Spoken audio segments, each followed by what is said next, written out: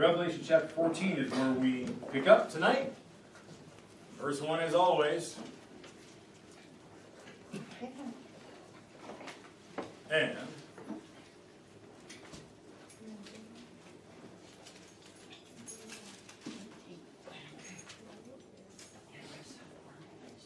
Linda, would you mind reading verse 1? And I looked, and lo, a lamb stood on Mount Zion, and with him 144,000, having his father's name written in their foreheads. Okay. Interesting. So here's the next part of the vision John has. Who does he see standing in triumph, and where is he standing?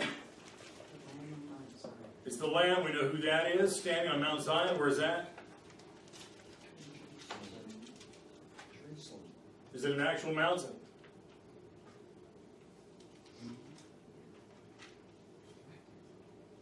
Who's been to the Holy Lands? Has anybody been to Mount Zion? Been to the Holy Land, but there was so much to see. Is there a Mount Zion?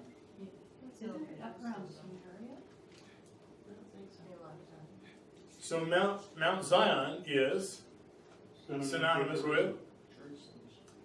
And this is a beautiful image. I mean, think about it. It's nice that that it's not that the Lamb comes and stands on the prairie, or in the desert. That place is called Mount Zion because anywhere where there is a mountain back, especially in the earlier days, earlier centuries, in Bible times, the mountains are always where the gods were worshipped, right? And they would make altars at the highest mountains, and that's where they do it. And Jerusalem is called a mountain. Think about that. It's called a mountain in the earth. As far as cities go, it's the mountain, right? As far as an important place, that's our Mount Everest. Though it's a city. It's a beautiful image. And that's where the Lamb is standing, and with him are who? 144,000, and we read about them for the first time, if you remember, back in Revelation 7. And we're going to find out a little more who they are. Okay, we got back in chapter 7. They are 12,000. They're men from each tribe. Okay, we're going to get a little more information about those folks as we go along. They have something distinctive about them. What is it? Their father's name written. I had his name and the name of his father written on their foreheads. Your versions may say his father's name written on their foreheads. And what's the father's name? Yeah, Yahweh. I wish I had a whiteboard. Okay. Quick Hebrew lesson. Okay. If we were to phonetically write out the name Yahweh, and the way we pronounce it and why we pronounce it this way is, I'm going to give it to you. It would be YHWH. YHWH. And it was King James's translators that gave us the word Jehovah, because when they came to Yahweh, given there are no vowels in Hebrew, there are accent marks, but there are no vowels in biblical Hebrew. And so they put in what they best thought YHWH would sound like. So between the Y and the first H, they put an A. Yah. Between the H and the W, they put an O. Yahoo. Between the next W and the H, they put an E. Yahweh. Yahweh. Yahweh.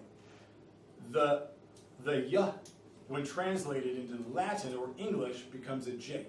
Jah. Becomes Yahweh. Yahweh. Jehovah. The W's in that day were V's. But Jehovah. Just so you know. So Yahweh is the name, and that's the name on their heads. How would you like to have God's name stamped on your forehead? Wouldn't it be great? I would do it. Yep. Listen, folks get tattoos all the time. How many of you have tattoos? Don't answer that. Are you embarrassed of your tattoos? Shows you tats. Okay, so listen. People got tats all over, right? That's how it is nowadays. It's very interesting, isn't it, by the way? I mean, I don't know, the last 20 years of just the tattoo explosion. But, you know, tattoos were, it's nothing new. There were always an identifying mark that was given to people for various reasons. And there is a mark. Now, is this literal? Is it figurative? This name on their foreheads? Don't know, but I sure like the concept. Just go with that for a moment. If you were going to get a tattoo, if you were going to have a brand, if you were going to have some mark on you, if you were going to be a slave of anybody, would you not, by choice, if not by request, say, God, I want to be your slave and sign your name on me. Carve it into my skin, I don't care. Amen. Right? So, I love the image. And you know, out of the reason that they would give marks to people in the ancient world, one of them would be security, absolute security, protection, belonging, and I think that's what this is. These folks have this, God's name. They belong to me. I wrote my name on them. Now think about it. Remember, how many of you see Toy Story? Love Toy Story. It's such a cute show. What's the name of the little boy that has the toy? Andy. And what does Andy put on his toys? His name. And on the bottom of Woody's boot? Andy. You know, you put your name on stuff that belongs to you. How many of you wrote your name in your Bible? It should be right there in the front cover. How many? You write your name on your tools. You write your name on stuff that belongs to you. You write your name on your luggage. God writes his name on you and me, or at least on these folks, and I think he's going to write something on us. We get a name. A new name.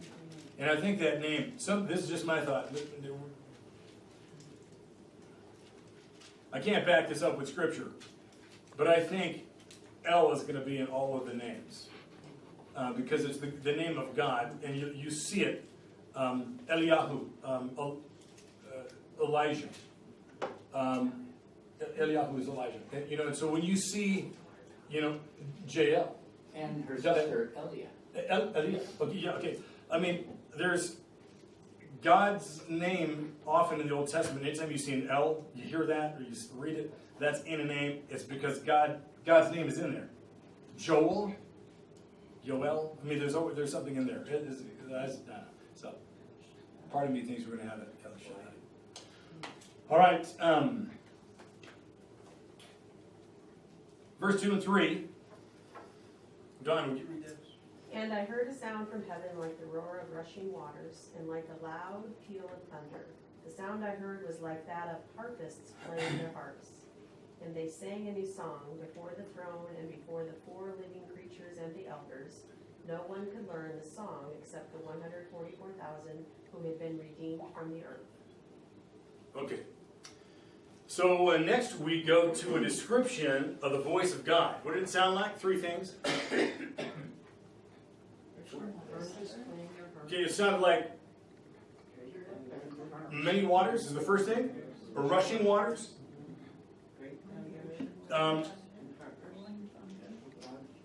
There's few things that have that sound of a lot of water moving over rocks, cutting through things. The second thing, that voice of thunder. How many of you have been hearing the thunder the last couple nights, right? Was it 2 nights ago? Boy, jolted me out of bed. It was a rapture.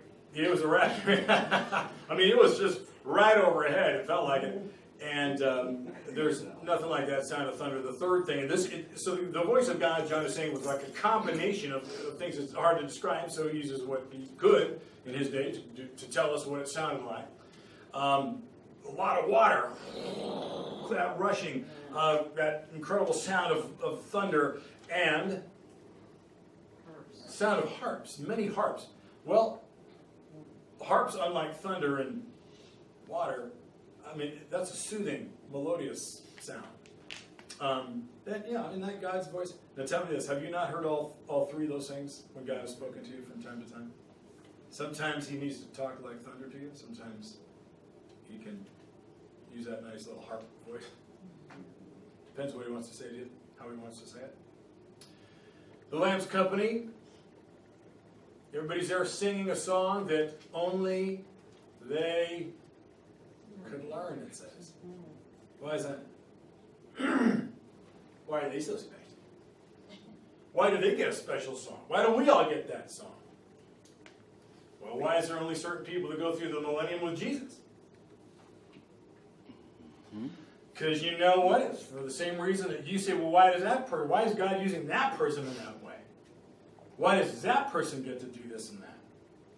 Why did God chose Jacob over Esau? Because he's God, says Phil. You know, here's a truth that runs all through life. To learn certain things, you need to be a certain kind of person. The people with the Lamb were able to learn this new song because of, I think, some things they had passed through, certain experiences. There are things that you will know about God, or he may call you to do, or he will reveal to you that he doesn't reveal to other people. And that's simply because of the relationship he has with you. And it's unique. Okay. Verse 4. What's it say about them? This 144,000. These are they who what? Continue. Because they were Pure. Okay. Greek virgins.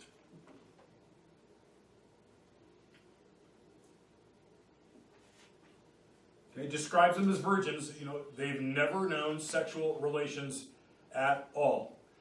Does that mean they are young? Does it mean they are monks? They're celibate? They have the gift of celibacy? They chose celibacy? How do you take it? It could be they're pure because they didn't defile themselves with the pagan world system. That didn't mean they could still be pure and have a relationship with the wife. So it may not literally have something to do with physical sexual relationship. It may be symbolic of just moral purity in general, religious purity. They weren't bowing down to the beast. If you look back the Old Testament, Sodom and Gomorrah, all those places, they obviously became pretty sexual kind of places. So that was one of the. I think that's even to say it's pretty easy sin for the devil to always find people. So.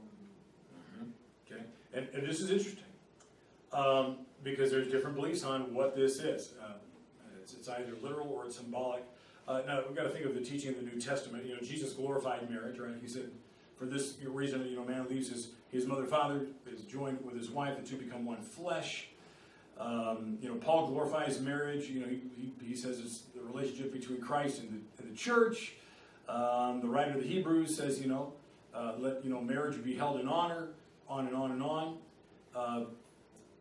Verse 4, second part of it to verse 5, it says, "These are they who follow the Lamb wherever he goes. They were bought from amongst men, a sacrifice to God and to the Lamb, and no falsehood was found in their mouth, for they are without blemish." Now there's a lot there. Okay, so these folks, this 144,000. By the way, when it says they're virgins, I would tell you that is both literal, but it also would state that they're younger. Like Mary was a virgin. Usually it's almost synonymous with a young person. Like these are teenagers. Teenage guys. Just a thought But these are people who follow. This 144,000 are those that follow the Lamb, says wherever he goes. Well, the simplest definition of Christian, being a Christian, is simply being a follower of Jesus Christ, the one who says, follow me. Right? Jesus said to Philip, John 1 to verse 43, and to Matthew and Mark 2, follow me. He says to the rich young ruler, Mark 10, follow me. The guy couldn't do it. Right? To another disciple, we don't know who it is, but Luke 9, he says, follow me. When Peter asks, what was going to happen to John, after Jesus told Peter what was going to happen to him, a martyr's death, right? Jesus told him not to worry about what would happen to other people, but to concentrate on following him. You just follow me, Peter. So John then says these 144,000 following the Lamb are three things. First, they're a sacrifice to God and to the Lamb. And the word of sacrifice, that means is the sacrifice of first fruits. You've seen that time and time again in the Bible. It's the best of the crop. They're the symbol of the harvest to come even. They're symbolic of those who are dedicated, and a dedication of everything, and of all followers. Call it the tithe. Like he takes to himself a tithe of those that follow him on the earth. And the Christian should be the best human being on the planet, so to speak, that's offered to God. Does it make sense? Christians are like the tithe out of the entire human race. That we're the ones that have his name on us, and we're the portion that he takes. And God would look at you, especially at this time in world history, as the cream of the crop. Because you're the only ones following him at a time when everybody's in full-blown rebellion that the world has never seen. Make sense? Do you think that they know that they've been called to this high calling of the 144,000, the remnant? I mean, because if they're young, you would think that they would be raised up in a proper way to be prepared for this. I mean, because Israel's so far, the Jews are so would you think that they would know that they've been called for this? That is a good question. Do they know? So these are Messianic Jews. Yeah. Okay, they're Jews that get it that Jesus is their Messiah. Did they know that? Do they know that before they're part of the 144,000? I mean, that's a good question. It sounds like, they eventually figured out when they're all there, when they just so happen to be, for whatever reason, gathered together at the same time, place, same time. They're all going to be gathered into Jerusalem at that time. Chosen. Yeah, I wonder. Yeah, I wondered about that. I myself personally would think that they know that they're special, that God's called them special. I mean, obviously from the scripture, they followed Christ through their lives, however old that they are, and they're willing to do whatever's necessary. So I would think that, the family would say, well, you're one of the 12,000 out of this tribe, or whatever. But I don't know. Yeah, are they so obedient, so humble, so fixed on Jesus, they don't even realize? Yeah. Could they come out of the real structured Jews that are over there now? I forget what you call them, hadistic or something, the ones that are with the caps. You talk about raising them. They're pretty strict. They're very strict. They are? That's a good question. That's a good question.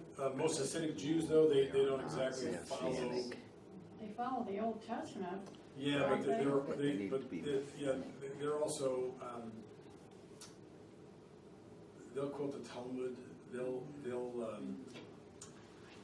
What they'll follow often are modern rabbis.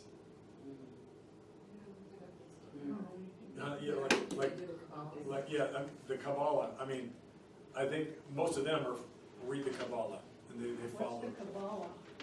Called extra canonical writings and laws and practices, faith and practice. Do you have a copy of it, Chance? Or you probably have the Kabbalah too. I don't. Okay. You know, I wonder. But I mean, again, they're Messianic Jews. Apparently so. Or Jesus, out of his grace and mercy, reveals himself to them, and you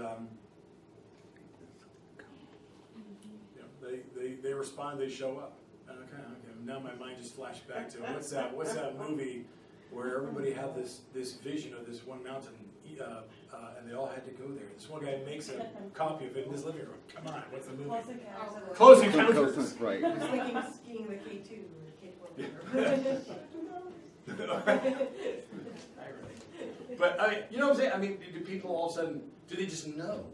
You know, when to be there. I mean, you know, when they, you know, Zechariah, you know, God says, you know, I'm going to call my sons and daughters from the end of the earth and gather them. And he does. And there's Jews over the last 20, 30 years just out of nowhere. I mean, I had good Jewish friends over in my technical school back in California. They just go, we just feel like we need to leave everything and move to Jerusalem. They never lived there before, but they're Jewish. They go, we're just supposed to be there. I mean, it's amazing how many Jews have been saying that and are still saying that. They just have this draw.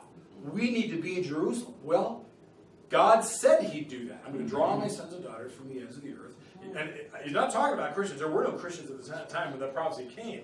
And so, but he's bringing back, you know, his original family line because he's got a promise to keep. Hey.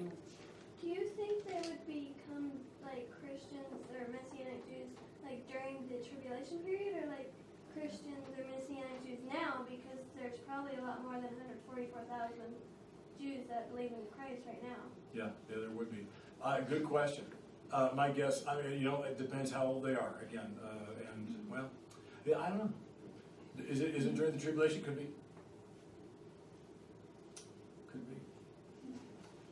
But the second thing, it says no falsehood was found in their mouth, or no deceit.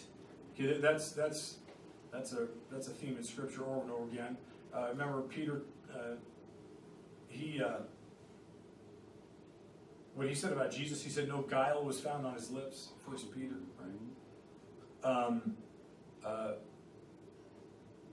I think the idea is that just like you desire friends who are sincere, so does Jesus, and these are going to be sincere followers. Okay? It says they're without blemish. And that word is a word about the sacrificial system. It's a sacrificial word. It describes the animal that is without flaw, without blemish, fit for an offering to God. So it's interesting to note, you know, that's used about Christians. You know, they are now the offering to God that is without blemish. That's something to say about those folks. So they are a very they're the Navy SEALs of Christendom during the tribulation, right? I mean, it's just to think about that.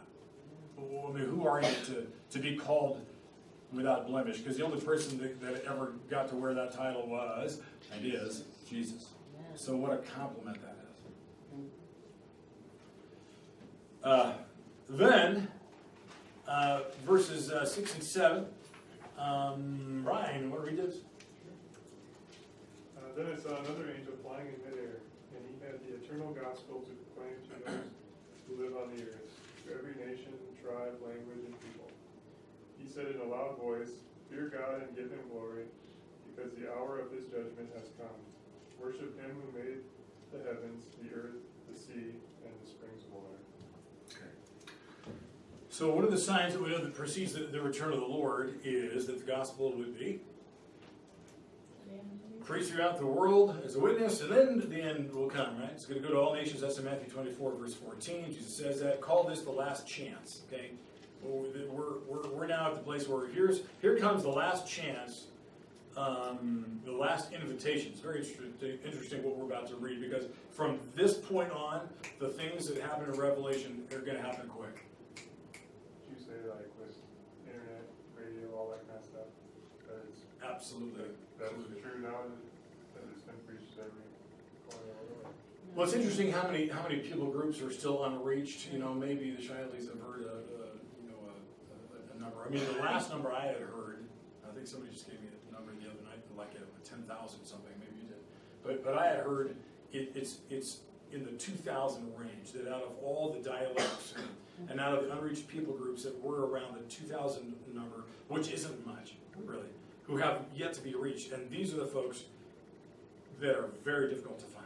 And that's just an estimation. I think that might have come from Wycliffe, Bible translators, missionary. That's the case. Right? At the Museum of the Bible, we learned there is 900 and some thousand, almost 1 million chapters of the Bible that have not been translated yet. If you take all the different languages, there are chapters that haven't, almost 1 million chapters that haven't been translated. We've add them all up to translate the entire Bible. Yeah, I bet. In all languages. That's the known languages. Yeah. Is that in that, what they call, what is that, window 10, or what do they call that? The 1040 window. Yeah, 1040 window. Is that in there that they don't have a Bible yet? There used to be one, but they drove it out. In the 1040 window, when you look at it, ironically, Christianity began there. It's where it was launched. And now it is almost all but gone.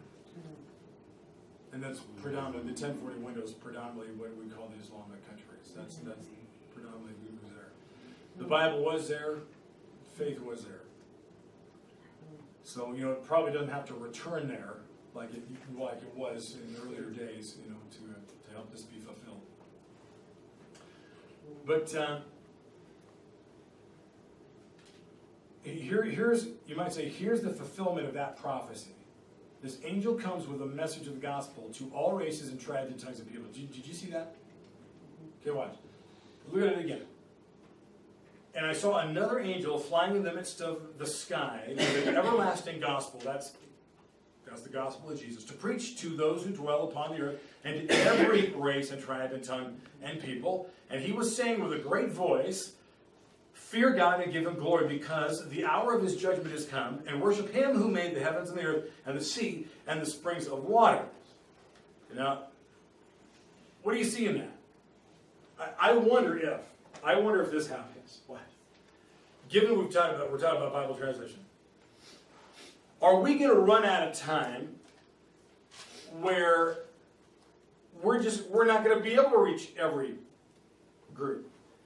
Jesus said he doesn't return until the gospel's been proclaimed throughout all the world. Did he say until you proclaim the gospel throughout the entire world?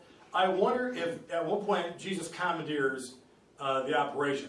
He says, got to speed things up here, run out of time, I'm due back on earth in a couple of years here. And so he sends out this angel, call it that amazing voice of God that speaks deep into anybody he darn well chooses because he's God.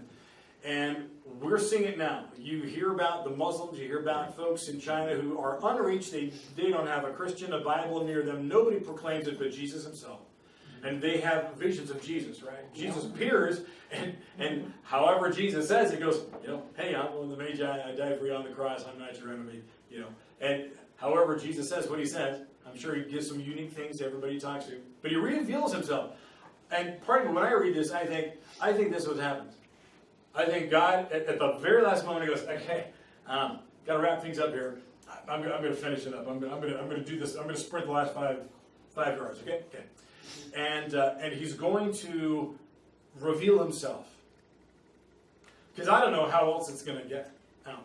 Well, that one video of Joel talks about a guy who was visited by somebody and said, write this down.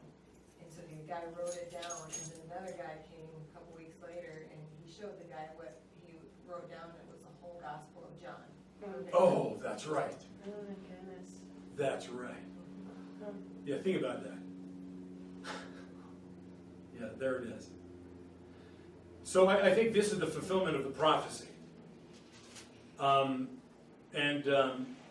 I think, again, I do believe it's a last chance. And it's strange, maybe, that the angel with the gospel is followed immediately by the angels of doom. We're going to see that. But the gospel has already a double-edged quality to it, right? It's good news for the people that receive it. It's judgment to those that reject it, right? The condemnation of those that reject it is all the greater because they were given the chance to accept it. And I think that's why Jesus finally himself does the final pitch. And I don't know if it's this, because watch this again. An angel flying in the midst of the sky with an everlasting gospel to preach to those who dwell on the earth, and unto every race and tribe and tongue of people. Every. So, it's not the angel going, I'm going to run out here necessarily to just those unreached in the bush. It says to everybody. Is there a final invitation? Somehow it's mysteriously, miraculously given. Now, wouldn't that sound like God? Anyway, to go, before I do what I'm about to do, I'm going to make sure everybody has heard it. Everybody who's alive right now has the chance to turn. And here it is. And everybody hears it. Maybe everybody all of a sudden just, it's the still small voice. It's that immediate understanding, that belief that there is a God, and you no longer, say, at the moment maybe that there's no God, and you're just convicted with the truth of the existence of God, and as Paul says, He's written His word in our hearts, and that God has not left. This is Acts 16. He has not left Himself without a witness in every part of the world, and that's what comes to mind.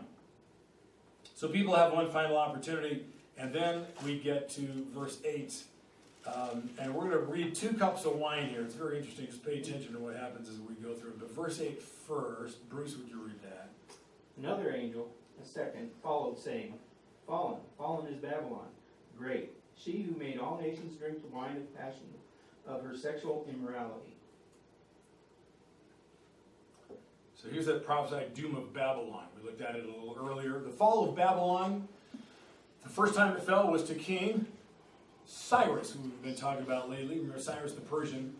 And that was one of the shattering events of ancient history, is that somebody could take Babylon down. And Cyrus is the guy that does it. Happens to be the guy that God uses, to send the Jews back to restore everything. That he can come in and he could kick out Nebuchadnezzar. But think about this. Nobody was touching Nebuchadnezzar, but Cyrus does. He takes them out. Now, I don't know. Again, look at Donald Trump, what he's able to take out right now. So here's the words in Revelation that John uses are the same from the ancient prophets. Fallen, fallen is Babylon, Isaiah said that. All the images of her gods he has shattered to the ground, as Isaiah 21. Suddenly, Babylon has fallen, Jeremiah says. It has fallen and has been broken. That's Jeremiah 51, verse 8. Again, it says, Babylon is said, right here, to have made all the nations drunk with the wine of the wrath of her fornication. And that phrase, that's taken from 2 Old Testament concepts. One is Jeremiah 51:7, that it says, Babylon was a golden cup in the Lord's hand, making all the earth drunk. The nations drank of her wine, therefore the nations went mad. Okay? The idea that Babylon had been a corrupting force that lured many nations into, call it an insane religion. Okay, the background of that picture is a prostitute who's luring a guy by getting him drunk so that he no longer resists her.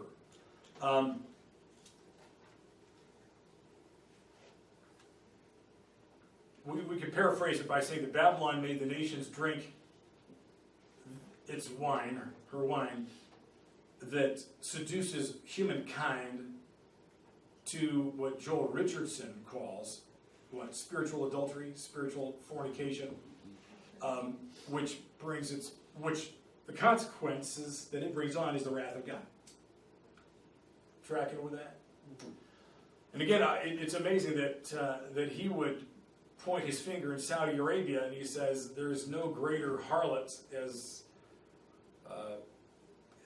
than Islam, and not to go over this again, because we've gone over this so many times before, but Amy, you can explain it better than me. Adultery is a false religion, and Islam's the biggest false religion, the biggest antichrist message I think the world will ever know or see.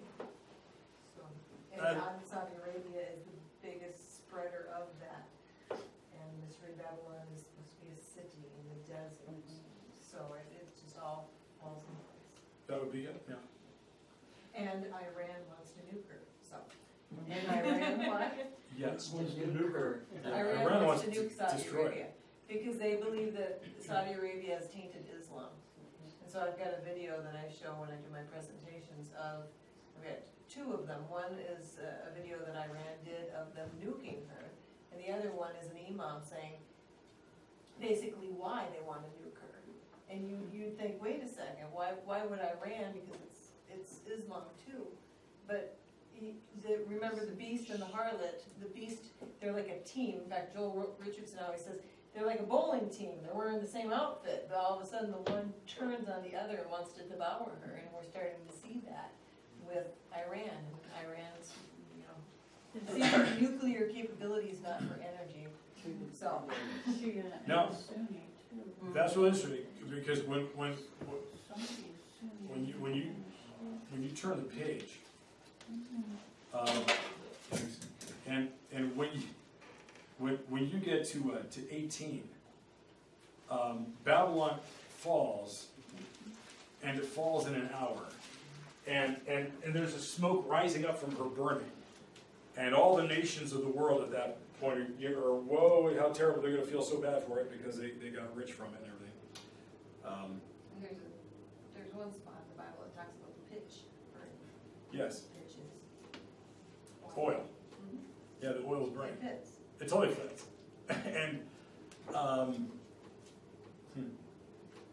and if Iran nuked Saudi Arabia, it wouldn't be the first time God used a foreign country to do his work. A godless foreign country. That was a regular In today's geography, where was Babylon? Is that Iraq. Yeah. Iraq? Yeah. Okay. Yeah. And Cyrus from Persia is Iran. Modern day Iran was Persia. In 1902 they changed their name. Persia changed its name to Iran. It's very interesting. Very interesting. Yeah, and so verses 9 to 12, we've got to read this together because we'll watch what comes next. Let's see. Christy, would you read 9 through 12, please? A third angel followed them and said in a loud voice, "If anyone worships a beast and his image and receives his mark on the forehead or on the hand, he too will drink of the wine of God's fury, which has been poured full strength into the cup of his wrath.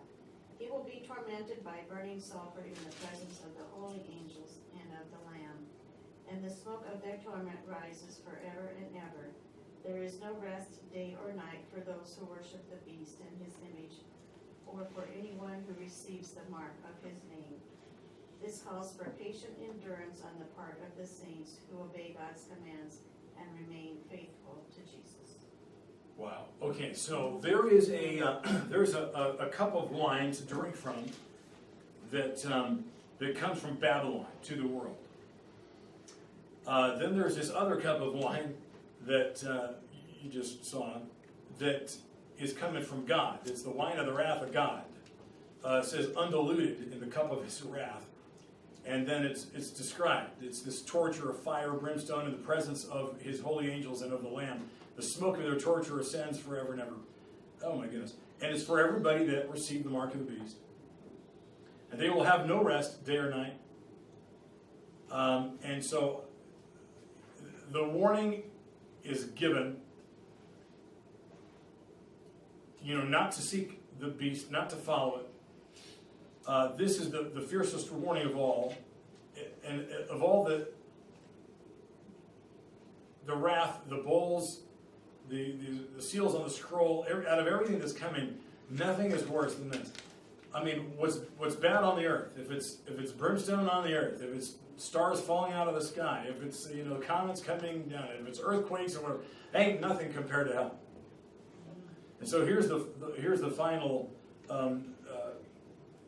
We're gonna scare you. We're gonna scare the hell out of you with this final warning. That if you take the mark, and you clearly have to have willingly done it, you have said, I mean, you have denounced or you never received Christ. You have chosen, and something tells me, you're going to know that you have sided with the arch enemy of God.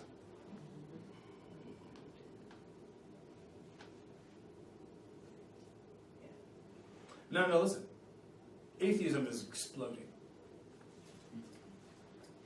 It's amazing the things that are exploding. The false belief systems, but they're essentially turn on the God of the Bible. And they clearly have decided, I'm going to turn against this God. Everything I've ever known or read or heard about this God, I'm turning against it. And I just think that people, when they take that mark, know darn well what they're doing. And it says that they're going to be destroyed in the presence of the holy angels and of the Lamb. Okay? So that means they're going to see it. They're going to be tortured in front of him. Okay? The Lamb's going to see it. The angels are going to see it. Will the church see it?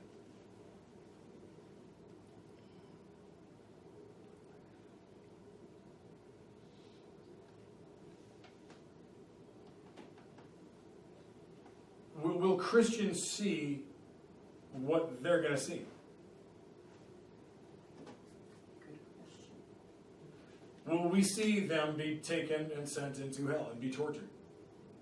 Now listen, you may not like the thought, and you can even condemn that thought as anti-Christian, sub-Christian, whatever, but we have really no real right to speak until we've gone through the same kind of suffering the early Christians did and Christians do now. Because throughout the history of the church, there's been a crowd of people that watch from their stadium seats, and they watch Christians be tortured, brutally murdered, torn apart, eaten alive, boiled in oil, sawn in half, drawn and quartered, on and on. And people watch that as entertainment. I wonder, will Christians watch it? Will they watch? Remember what we saw early in Revelation. Remember all those folks under the throne of God saying, how long? Yeah. Lord, when are you going to avenge those who killed us? Hey, hang on, wear this white robe. Wait a little bit, be patient until the total number of those who are going to be killed the same way you were killed will be killed. Oop, I got some more people that got to come up here who are going to be martyrs. Holy cow. So, they're praying for it, but do they get to see it? Or will you grieve for them? Will Christians be at the place where at that point they're like Jesus on the cross as he was being nailed to the cross? He prays, God forgive these people who are doing this to me. They don't know what they're doing. Will we grieve for them? I don't. If we have a heart after God, we will. Because we're not going to want to watch someone, and maybe even our loved ones, go into hell for eternal, an eternal torment. So I think that if we have a heart after God, I think we'll get to see some of it, but I also think that, yes, we'll be free. If there's no pain or all that in heaven, to have people see, be up there and see all that, that would just create that pain. And I don't know if God would. But it says he wipes away every tear. Yeah. So why are there tears when, he has to wipe them away? Why are they?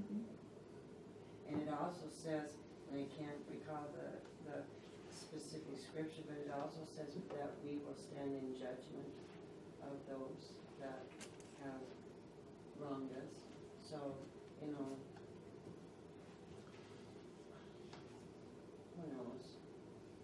I asked a question to you.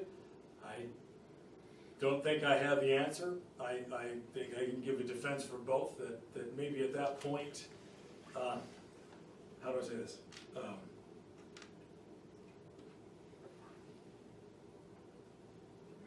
if I, never mind, that's a rabbit trail.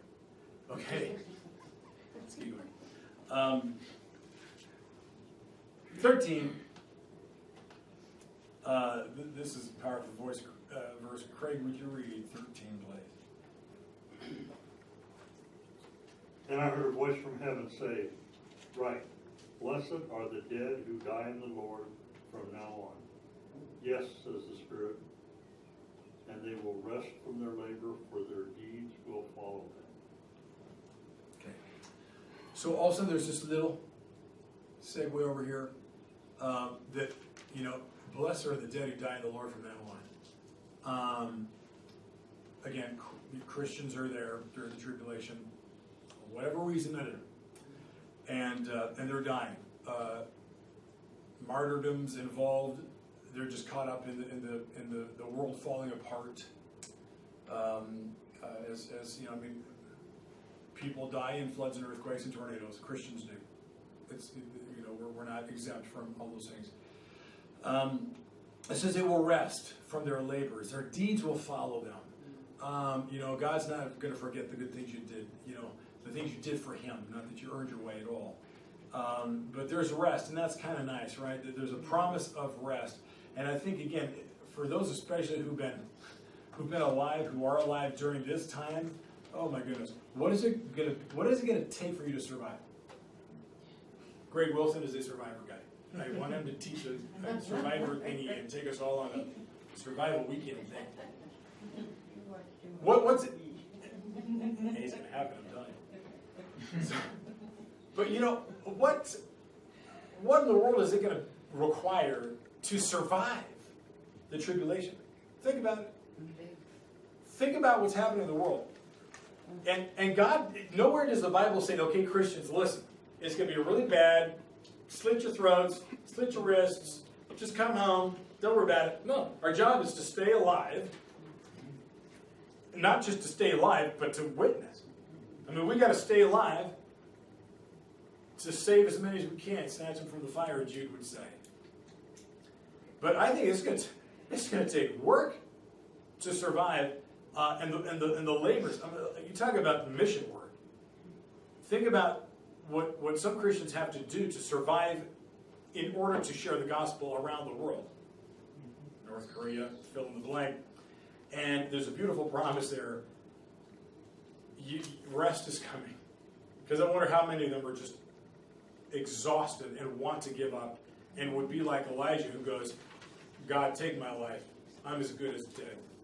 Right after the whole showdown at Mount Carmel.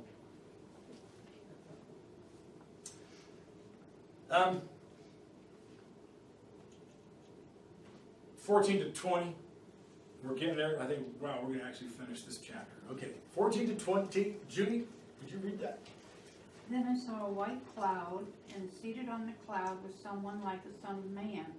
He had a gold crown on his head and a sharp sickle in his hand.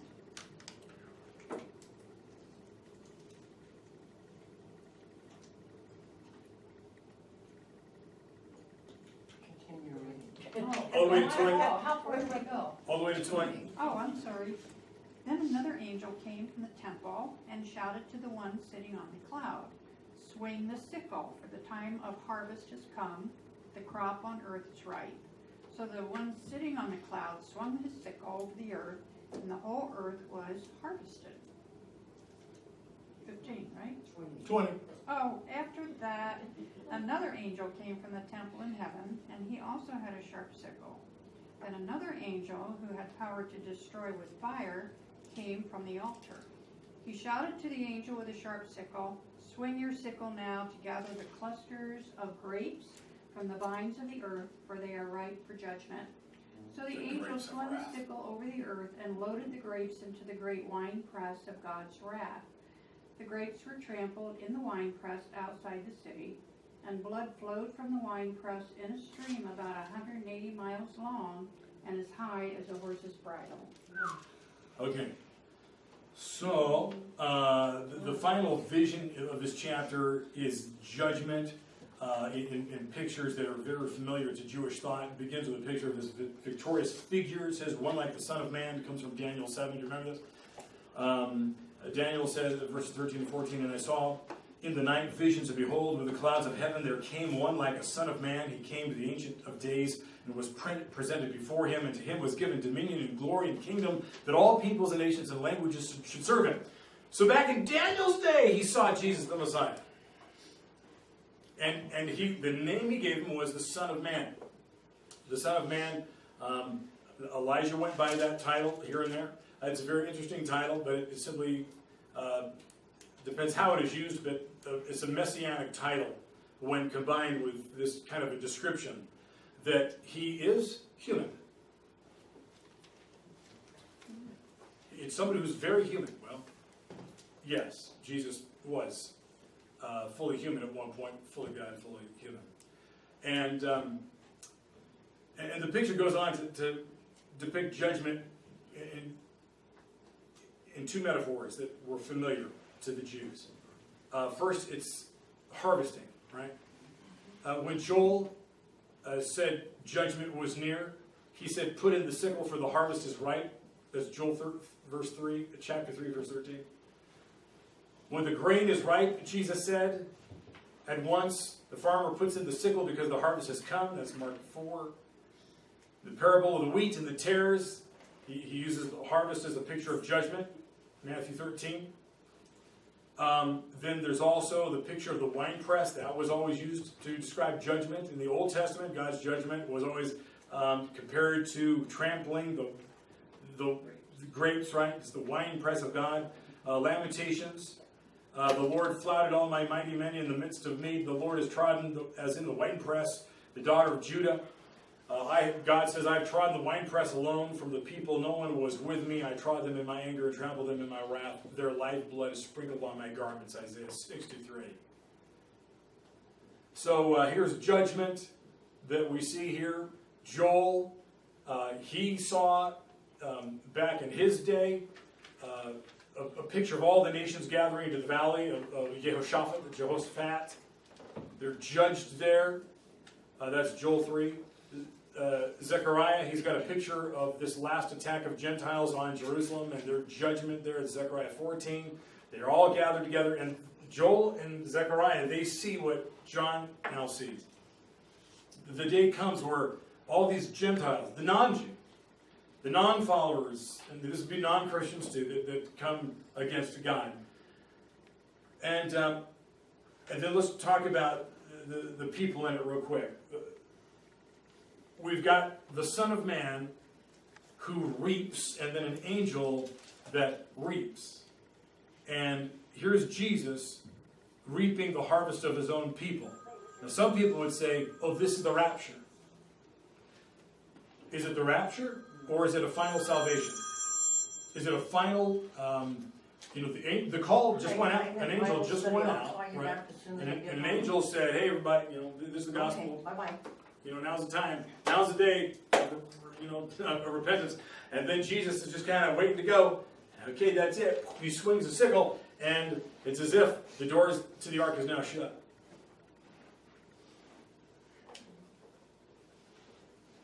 You're not going to see people come to Christ after this. This was it.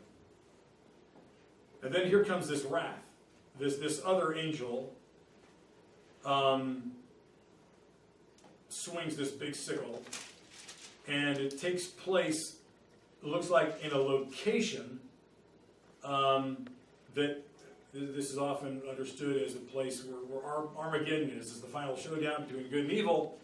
And it says that, I think there's so much death, or however it's going to come about, the blood in this valley is going to come up to the horses' bridles. And for 200 miles. Yeah, for 200 miles. Which, by the way, is the length of Palestine north to south. Is the length of Palestine. What do you think? Literal? Yeah, I think it's going to happen. Absolutely. Bring your swimsuit. How wide would it be though? That could mean a lot of difference. Like if it's like 20 feet long, wide, or like a foot wide, still be a lot of people. But if it was literal, A lot of bloodshed, either literal or figurative. There's simply two reapings. One is of the saved, and then there's the folks who are going to collect into this wine press, and when God is done pressing them, the image is that a lot of blood's going to flow. That's 14. Things are heating up in Revelation. Did I say it o'clock? Any thoughts? Any questions? Are you more confused now than you were before you came in? How close do you think we are really to all of this? $1 million question. Can I turn the question around? How close do you think we are? How close do you think? I think we're pretty close. Yeah. And how would you determine that? Based on what? All of the things that are going on, and just like what's going on in Hawaii, for instance, something that's never happened before, and all of the weather in that other part of the country that is happening. By the way, I have a nephew in Hawaii. He sent me a video today. Oh, He's standing in front of Kilauea, my. and it goes off behind him. And then he takes a picture of himself. He flew there with a lightsaber replica and a big dark cloak. And and at night, this must have been last night, he takes a picture and he looks so cool.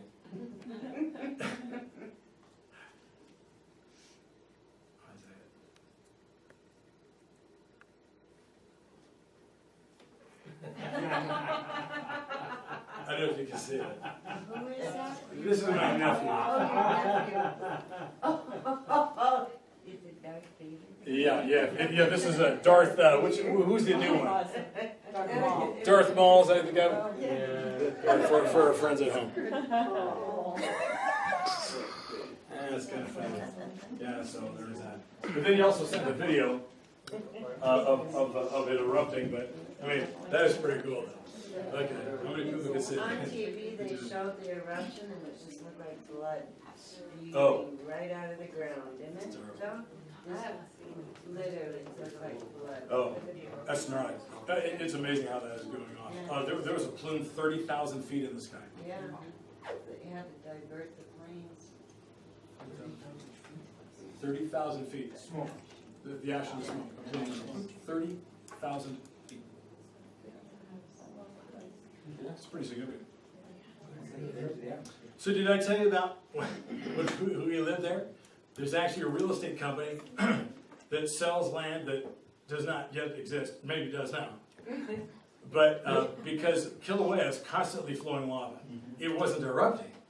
But it's constantly flowing, and actually the little pockets, it's underwater, and you'd have to scuba. You'd have to go down into the water to see it. And you see that, it's that amazing crawling thing, it's red and then it freezes. It's red, it freezes because it comes in contact with the water, it kind of freezes until it pushes past that scale and keeps growing. And so there's a real estate company selling futures, right? Here's land. One day, as the island continues to grow, you could buy that tract out there, lot 5, whatever. Oh my God. People are buying this stuff. Oh, no. Dirt cheap? No utility. Who needs a septic? You drill a hole, just drop it. Evaporates, whatever you. Yeah. Oh my. Constant flow. Yeah, pretty wild now. So 30,000 People are telling them feet to buy kind it. of correlates with verse 11, and the smoke of their torment will rise forever and ever. The smoke going 30,000, so we probably are pretty close. Well, if you take a look at Psalms 83 and you study that, that is a war that is yet to come, and all those nations that are named are in place, and they're all Islamic nations, and they all hate Israel. And I just listened to a guy preach on this, and that war Israel wins, but it takes us into, he says, it sets the stage, since this is all the inner circle around Israel, it takes us into the Gog and Magog war. So we're close. I mean, we're very close. I honestly believe that it will be in my lifetime. Make sure that your kids are. And I know there's I some keep telling my discrepancy kids to between make sure Psalms 8 their and 3 being kids separate or in the end times. Yeah, they're not quite sure exactly, but it is they're all all lined Muslim. up. I know. Isn't it amazing? You know, they're all lined up. They're all nations, Arab nations, Islamic nations that hate Israel. Something has to happen in order for Israel to be dwelling without walls and for them to accept an antichrist to sit in the third temple. Something has to dramatically happen and reshape that area. So what else? You know, war. What else? Scott, don't you think since 1948, you know, when Israel became a nation, then everything's been rumbling Yeah. and working toward put that. into place, and, you know, you can see the whole picture since then. And how, that's taken what, 50, 60 years? Yeah. So who knows? I, Lord. Lord. yeah, Lord knows. Yeah. Lord knows. yeah, with Israel becoming a nation again, I'm sure you'd all agree that prior to that, there was no chance that we'd see the return of Christ. No generation that thought, they'd see the return of Christ was gonna, because you had to have this. And Israel wasn't around. Because everything was supposed to take place, again, in the Revelation, it's Mount Zion, and there are all these folks come around Jerusalem, and God's people are in Jerusalem, and they weren't, for centuries during the dispersion. And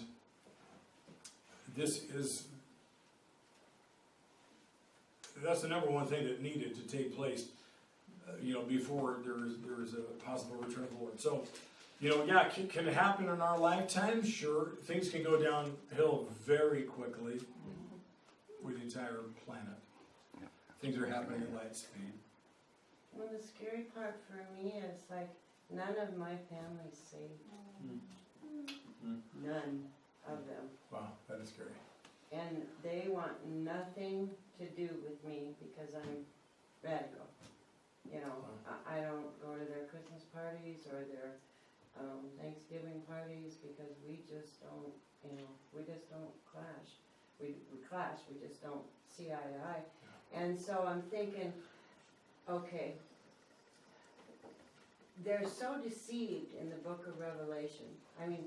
The people that don't know God are so deceived, and it says you won't buy or sell without the mark of the beast. So, you think people that are used to, making, let's just say I'll use my daughters as an example, they both make over $200,000 a year. You think they're going to give up their money, just to say, oh gosh, maybe mom was right. See, that's it, though. That's it. Maybe mom was right. Yeah, That's the biggie. But Right. it's scary to think your whole family. But that's where they have a choice. They have that They've always choice had a choice. right there. If that's where you pray that what you implanted, they will see that. Oh wow! Yeah. Look at who hasn't heard of the mark of the beast. A lot of pagans have heard of the mark of the beast. But they really don't believe it. And No. Satan is so sly, and his demons are so sly, they're just gonna smooth that right on into deceive, like the Bible says, deceive many. Look at the ones that are deceived now, the atheists and the homosexuals, and they're deceived. But in the end time, I'm more encouraged with the end times because there's a multitude that are saved. So, okay, they didn't hear. They heard here, they didn't pay attention Yeah, but, And prayerfully, hopefully. Well, You're gonna know what you're doing. Prayerfully, to they'll everyone get it. else. You're gonna willfully oh, they're gonna know it, you know, not Well, this is against God. right, they're gonna know it, but to give up the worldly treasures, when Americans especially are so conditioned, you know, to having all the comforts and, I mean, if they come and throw you out of your house and throw you in jail, or you take the mark, you think, how many people are just gonna say, okay, give me the mark? And the third world Yeah. countries that'll be able to benefit probably from it, just benefit Yeah. to get things that can't usually. You know, I think, Starving, and if you take this thing, hey, you can finally have a full belly. Yeah, you know, I heard Yeah. somebody say though, you know, when things get tough, you either get better or bitter. All right. mm-hmm, You know, if you choose to get bitter and angry at God, because you recognize Him, you know, things are happening that He said are gonna happen, but at the same time, that's your choice. You know, you still could be touched and say, yeah, I get it, God, you know, Well, it There says again. he's gonna proclaim prayerfully. everybody. I hope we're out of here, oh, I'm You know. thinking we're gonna be, I mean, I love Pastor, but but I know what I'm you mean about your free kids. to, Just keep talking to Yeah. them, notes. oh, we're pray. not even talking. Well, Well, then It's keep just- praying. I'm Yeah. praying, and they don't even have a clue what's going on in their life, because I'm praying. Because God's word says, train a child up in the way in which he shall go, and he'll never depart from it. right, So that, but the money came in, and, you know, it just, but that's okay, God well, that might already be, knows. yeah. And you know, we will join you in prayer. In fact, let's do that right now. Yeah. Father, for Linda's family, for her daughters, for those that she loves, and family members that we all have, friends that we have that we do not want to see leave this earth without a relationship with you, Lord Jesus. Would you do whatever is required to save them? Yes. Break them, Yes. strip them of their money, their security. Linda's daughters of their money, where they find their security. Anything that is an idol, anything that is a substitute for you, that people rely on for their safety, their security, their joy, Jesus, that you would destroy it. Would you send literally destroying angels to it? Yes. Strip people, break them. Break them of their self-will, break them of the belief that they have time to make up their mind of what they believe and what they believe about you. Break them from that belief that they're good enough to go to whatever heaven is out there once they die. Convict them as you have convicted all of us from time to time.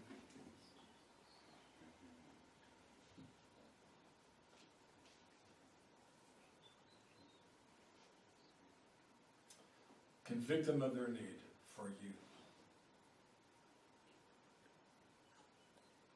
Their need for grace, forgiveness, mercy.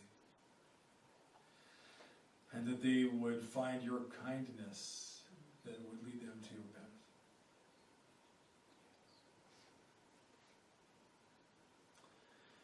And would you do something, would you speak to Linda and to any one of us praying this way tonight? If there's something we are to say, if there's something we are to do, or if we are to allow you to do it and let you do it, if you would speak so clearly, because there may be nothing more we are to do. You may tell us, stay silent for the time being, I got this. There may still be things yet to do, and that you would impress that on our minds, so that we know we've done everything that we were to do that could be done. And we recognize you have given us free will. We love it and we hate it.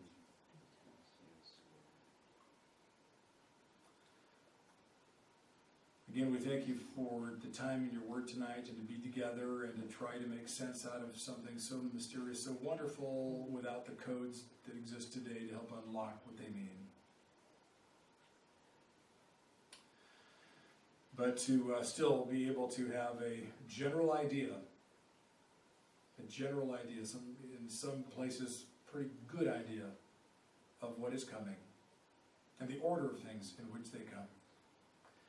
And definitely what side of the battle we need to be on. And we choose to be on your side.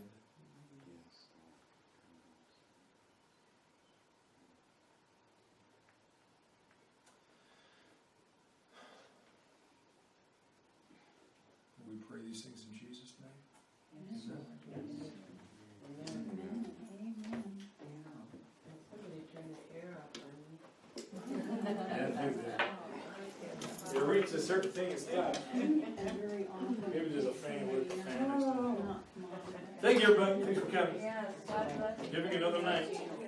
Yours open.